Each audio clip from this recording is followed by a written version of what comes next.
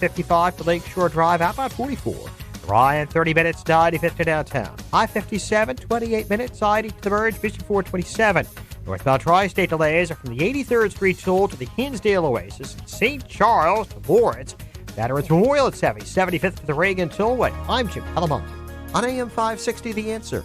Chicago's Morning Answer continues next. Your official Chicagoland weather forecast from the 1 Hour Heating and Air Conditioning Weather Center. Colder. Clouds and sunshine today, high 39. Clear to partly cloudy and 26 overnight, 30 at O'Hare. Next news coming up at 9, and Chicago's Morning Answer with Dan and Amy continues next on AM 560, The Answer. This hourly segment is brought to you by In the Know with Wealth Management Group, hosted by Craig Bolanos. Heard Sunday mornings at 10. If you're looking for the latest news, insight into what it means, and the sharpest opinion, there's only one station in Chicago where you can turn, and it's this one. We're AM 560, The Answer. Dan and Amy, and unanimous resolution passed in the Senate this week condemning the Chinese persecution of Uyghur Muslims. Now, I don't know if, if James Harden or Steve Kerr or King LeBron James are ready to weigh in on this. I believe they are still cloistered away with Steve Kerr's brother-in-law, the Chinese studies professor. Oh, right. To learn more about China, to understand if, like, the repression of Hong Kong protesters or the persecution of Uyghur Muslims, rounding them into concentration camps, disappearing people, you know, if that's problematic, if that's something that would run afoul of NBA values or LeBron James's values or Steve Kerr's values, because they often speak in the lexicon of values, and so it's just interesting to know unanimity in the Senate. I don't know if that will inform the position taken by so many in the NBA, including their fork-tongued commissioner Adam Silver. For more on this topic, we're pleased to be joined by Sarah Cook, Senior Research Analyst and China Media Bulletin Director for Freedom House, author of The Battle for China's Spirit on Religious Freedom under President Xi Jinping. And she's written on this topic specifically with respect to the NBA and how this became an international story after the Houston Rockets general manager's tweet, Daryl Morey's tweet. Sarah, thanks so much for joining us. Appreciate it. My pleasure. Good morning. So just give us the architecture of this for a minute before we get into some of the larger issues in China, and particularly as it pertains to religious freedom. We were mentioning the Uyghur Muslims. But the Daryl Morey tweet, and then you describe the coordinated response to that tweet. Yeah, so I think, a lot of people have seen the tweet and perhaps seen later that he had deleted it and removed it. And apologize. What we didn't see right away or were aware of was the massive troll attack he had come under. And it took a few weeks until the Wall Street Journal exposed this and said that nearly 170,000 tweets had been directed at him just in the hours and days after his initial tweet. What's interesting, so that's a rate of like nearly 2 messages per second that he would be getting saying that someone had responded to his tweet. And some of these included verbal abuse, threats, comments about his mother, in a way that was really quite intimidating. What's interesting is that these were not bot accounts. These were apparently, based on the experts who analyzed the data and the messages, these were actually sent by a massive amount of human users, likely from inside China, who were mobilized to do this. And mobilized by who? Well, we don't know that for certain, but, you would imagine there would certainly be at least some level of condoning of that or turning a blind eye if it wasn't actually instructed by the Chinese government. Because for one thing, Twitter is blocked in China, and you have to use special tools to jump the firewall to access it. And we've seen other cases where Chinese democracy activists and human rights activists using Twitter to criticize the Chinese government, are getting a knock at the door by police. But here you've got tens of thousands of people are having no problem getting on Twitter and harassing Maury basically. So if it wasn't directed by the Chinese government, it was certainly condoned by the state. And then there were these viral videos that showed Chinese basketball fans, tearing up their tickets. Do you think any of that was staged, or was that real anger? I think that was real anger, but I think what you have to keep in mind is the narrative that these people have been fed about what's happening in Hong Kong. And so there was one study, for example, that found that systematically the characterizations on Sina Weibo, which is because Twitter's blocked, that's like the popular Twitter version, microblogging platform in China, had framed all of the demonstrators as pro-Hong Kong independence, which is completely inaccurate, but really feeds into, the narrative that Chinese state media are feeding as well to people in China, that this is the violation of the sovereignty, this is about separatism, when it absolutely isn't. It's really Hong Kong people trying to seek the rights they've had until now, and even a process of greater democratization that's guaranteed in the existing law of Hong Kong. And you also write, this is interesting, not surprising, but it's worth noting. So they turn the hose on Maury, Chinese Communist Party, and then they turn it off after there was sufficient damage done and sufficient retractions made.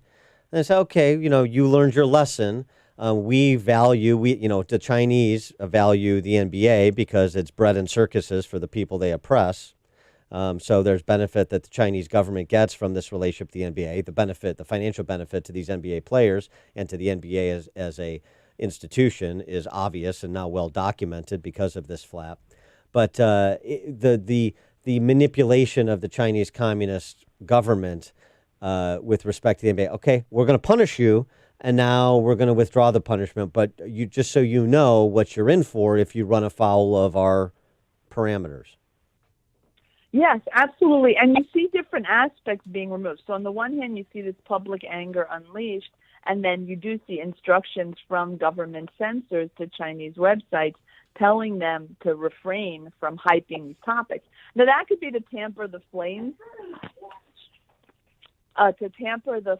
but also to, but also because they don't want people starting to look up what's really going on and finding out. So I think there's a combination of those dynamics. But you do see other aspects of the ban, especially on the Houston Rockets, continuing. So you see a situation where even when other NBA teams live streaming has been allowed, some of the games have been aired in China, they're still banning the Houston Rockets specifically, which is especially ironic because the Houston Rockets is one of the most popular teams in China because of Yao. They had Yao Ming, for all those years. Yeah. Well, wait. So do you think they're ever going to lift that ban on the Houston Rockets games or airing them in China? To be honest, I would imagine at some point it would be lifted. I think, it's a question of the cost-benefit analysis and perhaps, additional behind-the-scenes negotiations between the Houston Rockets and Chinese Central Television or Tencent, which is the private company that broadcasts these online.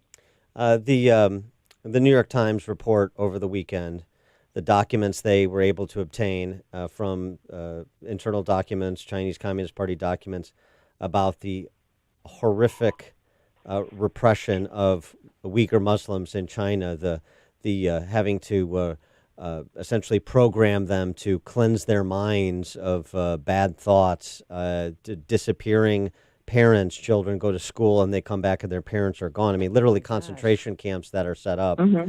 Arguably as many as 1 million Uyghur Muslims detained. I think the New York Times report is eye-opening for a lot of people who maybe have heard the top line of this story but didn't really appreciate just how deplorable the Chinese government was in their conduct towards this Muslim population. Can you give us more of context to this and what, if anything, that knowledge in the West about the repression going on in China how that will impact what the Chinese government does going forward? Certainly. Well, I think one of the pieces of context is that some of these tactics now being applied really en masse in Xinjiang had been used before whether it's in Tibet or against, for example, members of the Falun Gong spiritual group that have been persecuted in China for 20 years. Because when I first heard the term, quote, transformation being applied with regards to Xinjiang, I knew about a year and a half ago, I'm like, this is bad news. Because that's what they've been doing to Falun Gong practitioners for all these years. And that means detaining people, torturing them, forcing them to make these comments and sing these Communist Party songs. And if not, you're very much subjected to various forms of physical and psychological pressure. I think what we see in Xinjiang, partly because of the geographic isolation, is that the sheer number and the institutionality of it, that they've been able to build is perhaps greater. But they've also been able to do it so quickly because the Communist Party has so much experience with this. I mean, I think for people looking outside of China, I mean, to be honest, there are economic dimensions to this. We know that there's now forced labor being used by people there. Some of the products are being sold for export. There have been some sanctions applied on Chinese surveillance companies by the U.S. government. And I think there's a lot of discussion now even about pension funds and the like. So I think one thing that people may want to really consider on just a personal individual level, and I've done this with my own financial advisor even before this particular outbreak of repression, is really looking at what Chinese companies are in the portfolio. And that's not necessarily just at surveillance companies. I mean, these big companies like Tencent runs one of the biggest social media apps in China.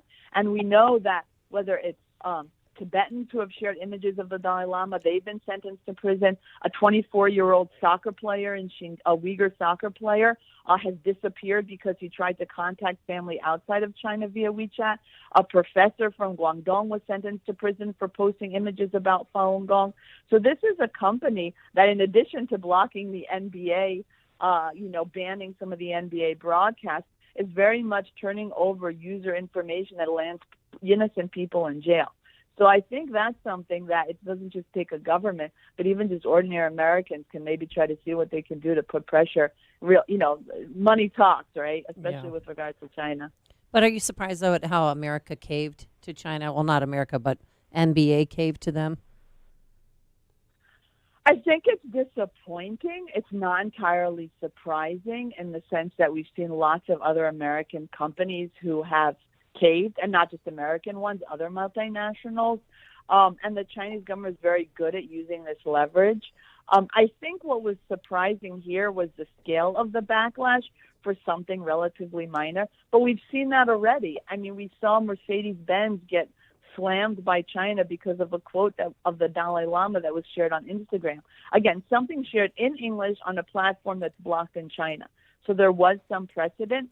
But I think what was different in the NBA case was also the outrage on the American side, which I don't think we've seen so much in terms of really members of Congress from across the political spectrum. You don't see Ted Cruz and Ocasio-Cortez signing onto letters together very often, but they did in this case.